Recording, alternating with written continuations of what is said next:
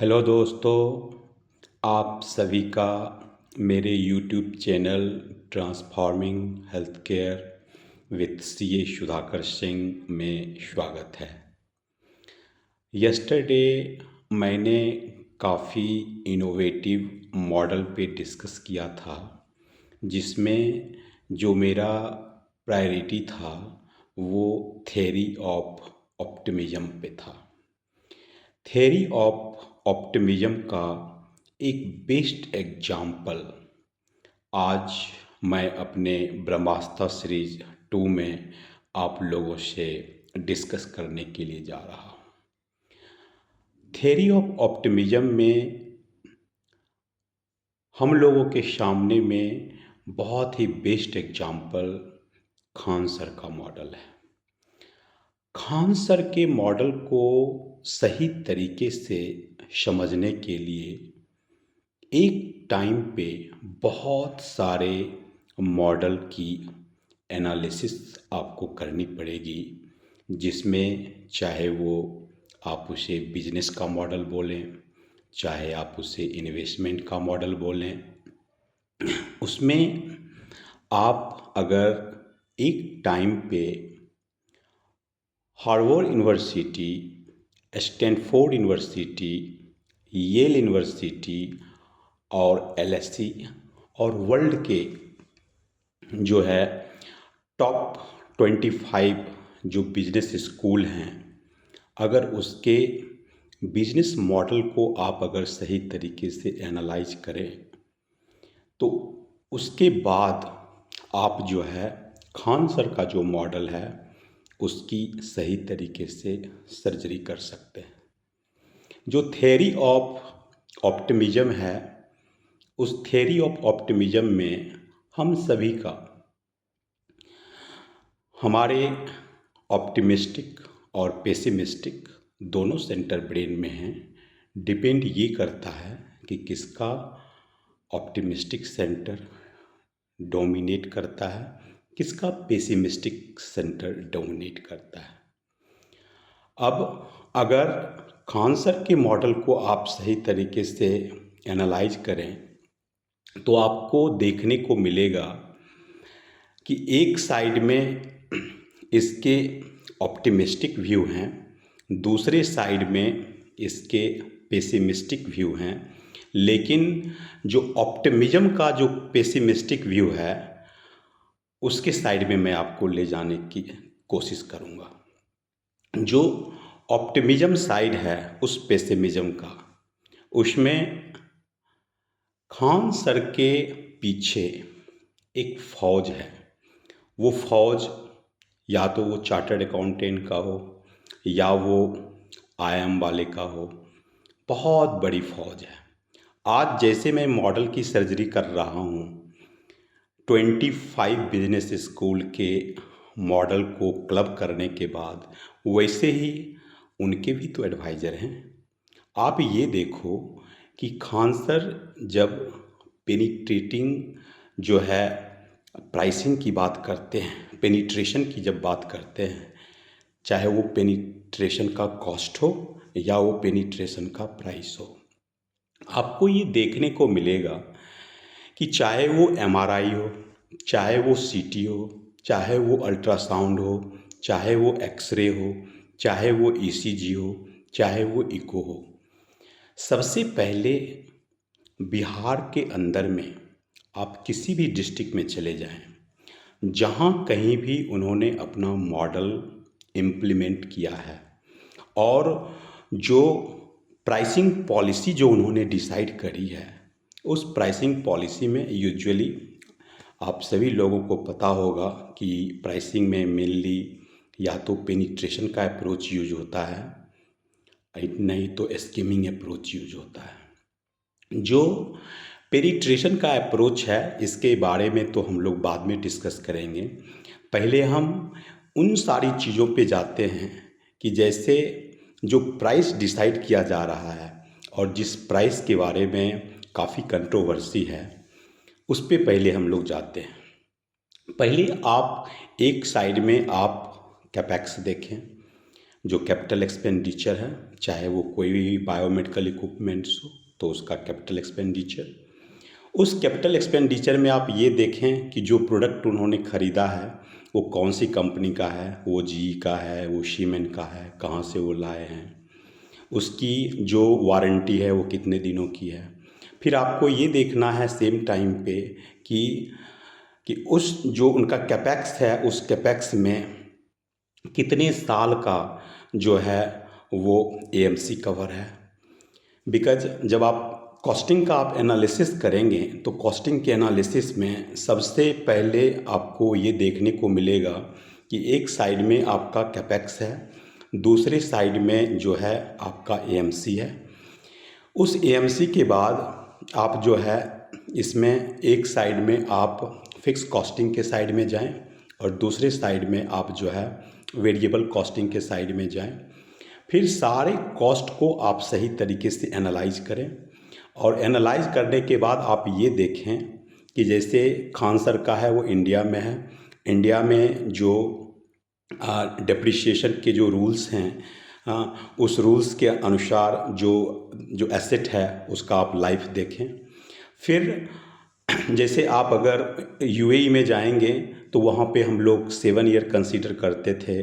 Nigeria में जो है मैंने 5 ईयर्स कंसीडर किया, जो जो वहाँ के रूल्स हैं बायोमेडिकल इक्विपमेंट के लिए। और आप डेप्रिसिएशन का जो कैड्यूल है उस डेप्रिसिएशन के कैड्यूल को आप देखें तो सबसे पहले ये है कि जो भी आपका कॉस्टिंग है, चाहे वो कैपेक्स से रिलेटेड हो, चाहे वो आपका एएमसी से रिलेटेड हो, चाहे आपके फिक्स्ड एक्सपेंसेस हों और चाहे आपके वेरिएबल एक्सपेंसेस हों, मीन्स वहाँ पे सारे कॉस्ट आपको एनालाइज करने हैं कि वहाँ पे अगर रेडियोग्राफर है, वहाँ पे अगर रेडियोलॉजिस्ट है, अब प्लस बैकएंड में जितने भी ओवरहेड एक्सपेंसेस हैं। अगर आप एमआरआई की बात करेंगे तो हीलियम काफ़ी ज़्यादा एक्सपेंसिव है, तो वो हीलियम का है या नॉन हीलियम है ये भी आपको देखना है। फिर जब सारे कॉस्ट को एनालाइज करके सारे कॉस्ट को आप ऐड कर देते हैं और ऐड करने के बाद आप ये देखते हैं यूजुअली क्या है कि अगर एसेट का लाइफ जैसे 7 ईयर्स का है या एसेट का लाइफ जैसे 5 ईयर्स का है, उसके अकॉर्डिंग जो है आपको कॉस्टिंग डिसाइड करने हैं। जो पेबैक पीरियड है वो बायोमेडिकल इक्विपमेंट का यूजुअली जितने भी बायोमेडिकल इक्विपमेंट्स हैं हर एक के पेबैक ऐसे डिफ़र करते हैं, बट अगर आप एवरेज आप लें तो वो 4 to 7 ईयर्स के बीच में जो है वो उसका पेबैक है। मीन्स जो भी आपने इन्वेस्ट किया वो आपको उसका रिटर्न मिल जाएगा। उसके बाद जितने साल का लाइफ होगा, चाहे वो अगर उसका रिपेयर एंड मेंटेनेंस अगर अच्छा है तो वो हो सकता है 10 हो, 15 हो, 20 ईयर्स हो। तो जितने साल के लिए वो आपका अगर एसेट है तो उतना ही ज़्यादा आपको उसका बेनिफिट मिलेगा। अब आप उस सारे कॉस्ट की आपने एनालिसिस कर ली, सारे कॉस्ट को आपने एनालाइज किया, सारे कॉस्ट को आप ऐड कर लीजिए और ऐड करके आप ये देखिए कि इंडिया के जो रूल्स हैं उस रूल्स के अनुसार सबसे पहले तो आप ये देखें क्या कि आप स्ट्रेट लाइन मेथड यूज़ कर रहे हो या WDV मेथड यूज़ कर रहे हो, कितने साल में उस एसेट को आपको डिप्रिशिएट करना है। आपके सामने में सारे के सारे कॉस्ट हैं, उन सारे कॉस्ट की आपने एनालिसिस करी। एनालिसिस करने के बाद अब यह है कि टोटल कॉस्ट आपका कितना है और कितने साल में जो है आपने पेबैक उसका फिक्स किया। जैसे आपने पेबैक फिक्स किया कि 7 ईयर्स में है, ठीक है, कि 7 ईयर्स में हमें इसे मिलने हैं, ठीक। तो वहाँ पे आपके लोअर एंड भी होते हैं, आपके हायर एंड भी होते हैं और आपके वहाँ पे मीडियम भी है। तो आप अगर हायर एंड अगर आप पकड़ के चलते हैं तो उसमें आपको ये देखना है कि टोटल कॉस्ट आपके आ गए, उस टोटल कॉस्ट पे फिर आप इन्फ्लेशन इंडेक्स देखें। हर एक कंट्री का अपना अपना इन्फ्लेशन इंडेक्स है और एक अपना कंपनी का कॉर्पोरेट इंडेक्सेशन है, ठीक ना। तो उस इंडेक्सेशन से आप उसको 20 to 30% आप एक्स्ट्रा लेके चलें, तो वो भी आप उस पर आप ऐड कर दें। ऐड करने के बाद आप नॉर्मली ये देखेंगे कि हेल्थ केयर इंडस्ट्री में जो बायोमेडिकल का है, उस बायोमेडिकल में क्या है क्या कि जो उसके जो एबिटा हैं, एबिटा जो है वो 25 से लेके 35% के बीच में जो है वो लाई करता है, और जो उसका नेट प्रॉफिट होता है वो कहीं 15 से लेके 25% के 15 से लेके 20% के बीच में कहीं ना कहीं वो लाई करता है। वो डिपेंड ये करता है क्या कि उसका यूसेज पे, ठीक ना। अब आप ये देखो कि टोटल कॉस्ट आपके आ गए। एक साइड में यूजुअली आप ये देखेंगे कि डिफरेंट डिफरेंट हॉस्पिटल्स में जब आप जाएंगे, किसी की कैपेसिटी है कि एवरी डे बेसिस पे उसके पास में 4 MRI हैं, 5 MRI हैं, किसी के पास 10 MRI हैं, हाँ किसी के पास 20 MRI हैं। तो उसके अकॉर्डिंग आप ये देखेंगे कि उसके पास में काफ़ी ज़्यादा number of MRI different different centre पे उस हॉस्पिटल के होते हैं, ग्रुप एज ए होल। यहाँ पे जो हम लोग डिस्कस कर रहे हैं वो एक MRI का कर रहे हैं, या कोई भी बायोमेडिकल इक्विपमेंट में जो रेडियोलॉजी का है किसी एक के बारे में डिस्कस कर रहे हैं। तो आप ये देखें कि जो टोटल कॉस्ट जो है उसका, वो टोटल कॉस्ट पे आपने क्या किया कि इन्फ्लेशन इंडेक्स लगा दिया 20 to 30% का। वो इन्फ्लेशन इंडेक्स लगाने के बाद जो आपका टोटल कॉस्ट हुआ, वो कॉस्ट आपको रिकवर करना है। अब आप ये देखो कि जो इंडस्ट्री एवरेज है, वो इंडस्ट्री एवरेज में मैंने बोला कि इबिटा जो है वो 25 to 35% का है। तो फिर उसके अकॉर्डिंग जो है आप उस पर मार्कअप लगा दो। वो मार्कअप लगाने के बाद आप ये देखो कि पहले जो वो कॉस्ट आपको रिकवर करने हैं, तो उसके लिए कितना आपको, चाहे वो MRI हो या CT हो या वो इको हो या वो ECG हो या वो एक्सरे हो, वो कितना करना पड़ेगा। और डेली बेसिस पे आपके पास में क्या वॉल्यूम है, बिकॉज यहाँ पे मेन जो है वॉल्यूमेट्रिक एनालिसिस का होता है। तो एक साइड में जो है आपके सामने में डेटा निकल के आ गया कि आपका टोटल कॉस्ट इंक्लूडिंग जो इन्फ्लेशन इंडेक्स है, उसको आप पहले जैसे आपने ये फिक्स किया 7 ईयर्स, हाँ जो गाइडलाइन है वो 7 ईयर्स का है। तो आप उससे पहले 7 से डिवाइड कर दो, तो आपको पर ईयर का कॉस्ट निकल के आ गया। उस कॉस्ट पे जो है आप अपना मार्कअप लगा दो जो इंडस्ट्री एवरेज है। वो मार्कअप लगाने के बाद जो है आपको एक पर्टिकुलर कॉस्ट आ गया कि इतना कॉस्ट जो है आपका एनुअल कॉस्ट है, ठीक है। उस एनुअल कॉस्ट को आप 365 से डिवाइड कर दो, तो आपको पर डे का कॉस्ट निकल के आ गया। अब फिर आप ये देखो कि जो पर डे का जो आपका कॉस्ट निकला, ठीक ना, और एक साइड में जो है आपके पास में कितना वॉल्यूम है, उस वॉल्यूम की आप एनालिसिस करो। फिर इस दोनों की आप कॉम्परेटिव एनालिसिस करो, तो आप देखेंगे क्या कि जैसे ही आपका मास स्केल पे, मीन्स अगर आप पेनिट्रेटिंग स्ट्रेटजी आप अगर यूज़ करते हैं, ठीक ना, तो उसमें क्या है कि लार्ज लेवल पे जो है आप टेस्ट करेंगे, ठीक ना। और एक साइड में कोई ऐसा डायग्नोस्टिक सेंटर होगा या कोई हॉस्पिटल होगा, उसके पास में ज़्यादा वॉल्यूम नहीं होंगे, तो हो सकता है क्या कि वो MRI और CT के लिए उसका कोई और चार्ज हो, या एक्सरे के लिए उसका कोई और चार्ज हो।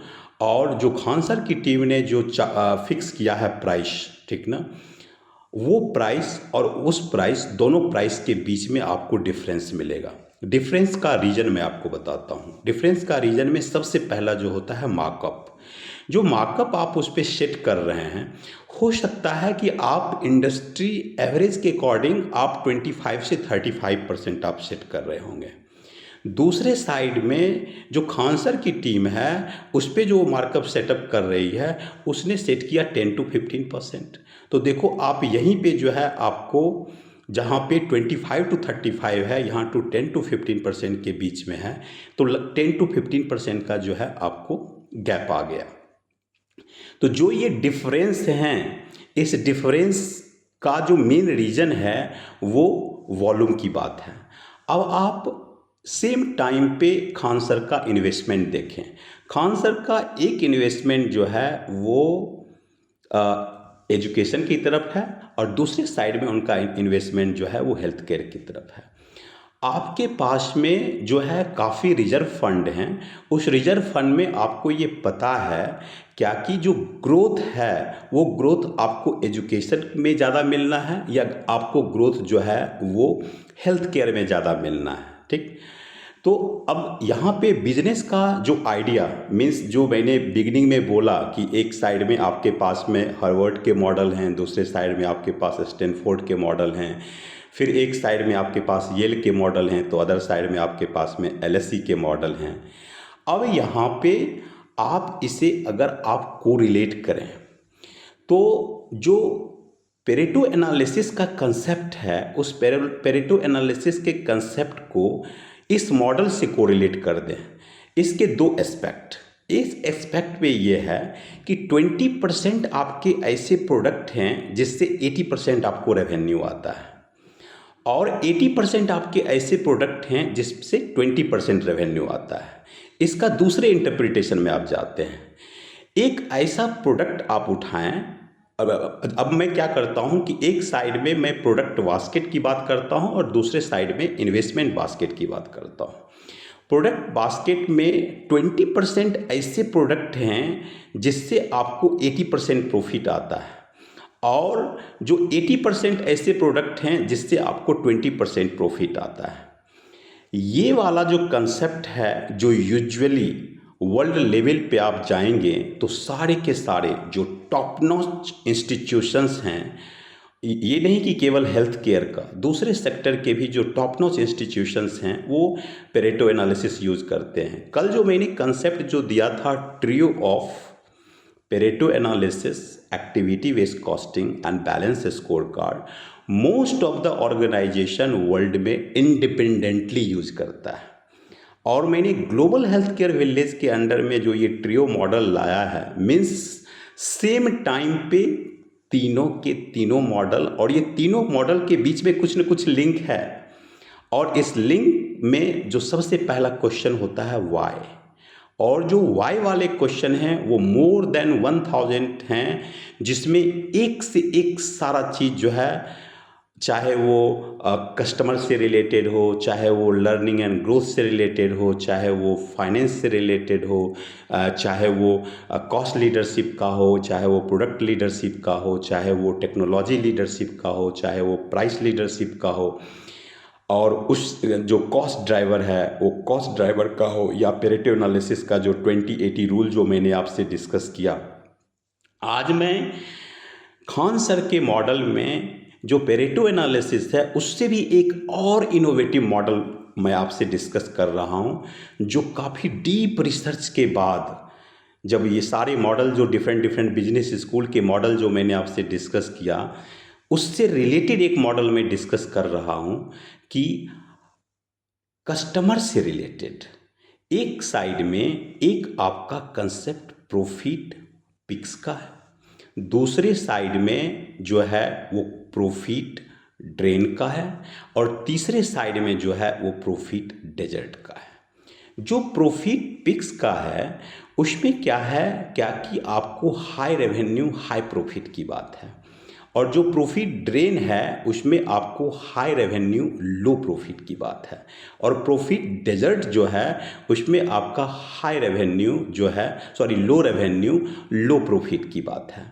अब आप ये देखें कि जो खानसर का मॉडल है, खानसर के मॉडल में अगर आप प्रॉफिट पिक का देखें तो आप देखेंगे क्या कि किसी भी आप जब कस्टमर का आप एनालिसिस करते हैं तो आप देखेंगे कि कुछ ऐसे कस्टमर होते हैं जिसमें प्रॉफिट पिक ये बोलता है क्या कि 20% आपके ऐसे कस्टमर हैं जो 150% प्रॉफिट देते हैं। प्रॉफिट ड्रेन ये बोलता है क्या कि 30% ऐसे आपके कस्टमर हैं जो आपके 50% प्रॉफिट जो है उसको इरोड कर देता है, और जो प्रॉफिट डेजर्ट है वो तो ऑलरेडी लो रेवेन्यू लो प्रॉफिट जोन है।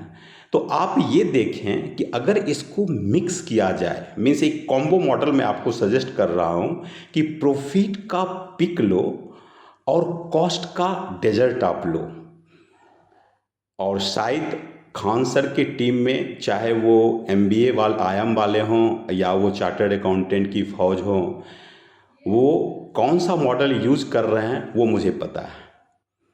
तो आप देखें कि अगर 20% आपके ऐसे प्रोडक्ट हैं जो 150% रेवेन्यू देता है।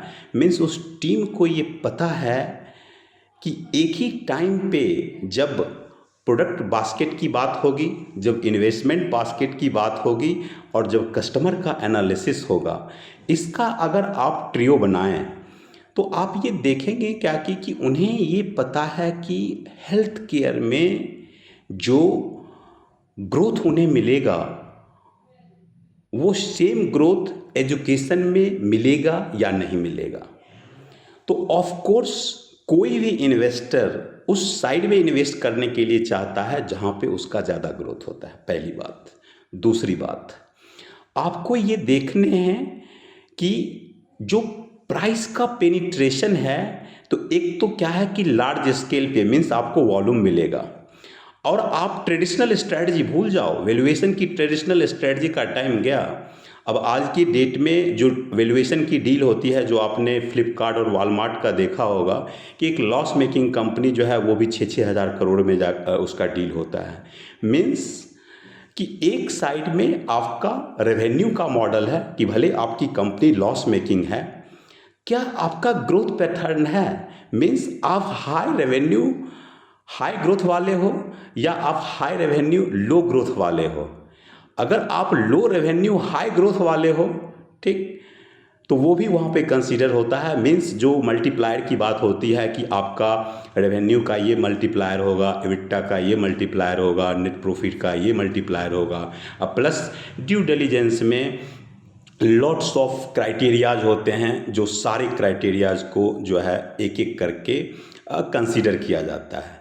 मीन्स कि अगर इस मॉडल की अगर सही तरीके से सर्जरी की जाए तो आपके सामने में ये दिखेगा कि खान सर जो है वो एक ट्रू बिजनेसमैन है।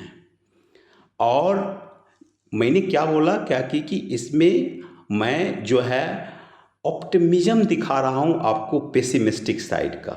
दूसरे साइड में किसी ने ये नहीं देखा। अब आप ऑप्टिमिस्टिक सेंटर को एक्टिवेट करके देखो। सीएसआर एक्टिविटी भी तो कोई चीज़ होती है। खान सर का नेटवर्क आप एजुकेशन का देखें। अब तो खान सर जो है हेल्थ केयर में उनका नेटवर्क थोड़ा सा टाइम लगेगा। एजुकेशन के नेटवर्क से जो प्रोबेबिलिटी डिसाइड होगी वो आप हेल्थ केयर में भी उसकी प्रोबेबिलिटी आप देखें कि उन्होंने ऑलरेडी एक ऐसी फौज खड़ा कर रखी है पीछे में, वो फौज उनको हेल्थ केयर में भी हेल्प करेगा।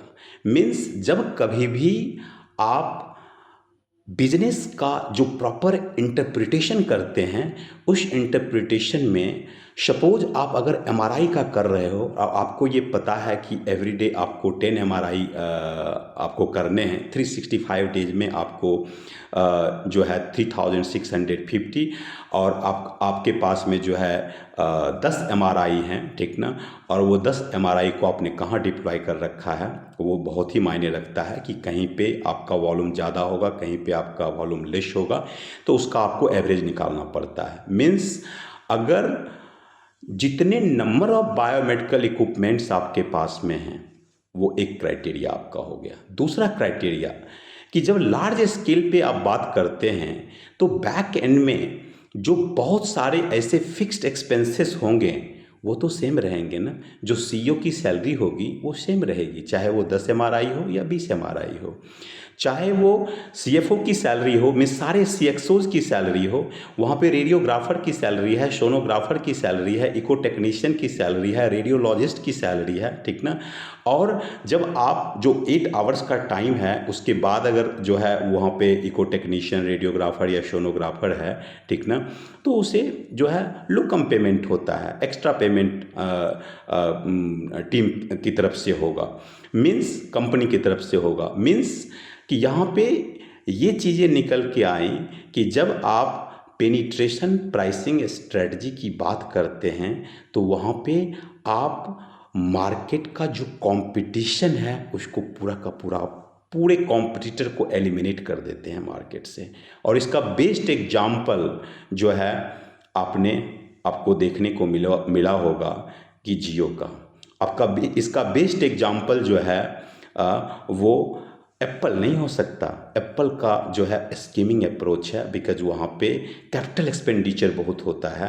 तो उस इंडस्ट्री में वेरी बिगनिंग में ही जो है कंपनी जो है वो कोशिश करती है कि जितना उसका कैपेक्स हुआ है वो निकल जाए। लेकिन जब पेनिट्रेशन की बात है तो इसमें टाइम लगते हैं। तो आप अगर इसके एक ऑप्टिमिज्म एंड पेसिमिज्म अगर दोनों को आप देखें और कौन सा सेंटर आपका एक्टिवेटेड है, तो एक साइड में जो ऑप्टिमिज्म ये कहता है कि सीएसआर एक्टिविटी, और आप ये देखें ना सीएसआर एक्टिविटी में जो एंड कंज्यूमर है इसका बेनिफिट किससे मिल रहा है? इसका बेनिफिट डायरेक्टली एंड कंज्यूमर को मिल रहा है। तो अगर बेनिफिट अगर एंड कंज्यूमर को मिल रहा है तो ये तो मॉडल की ब्यूटी हुई ना।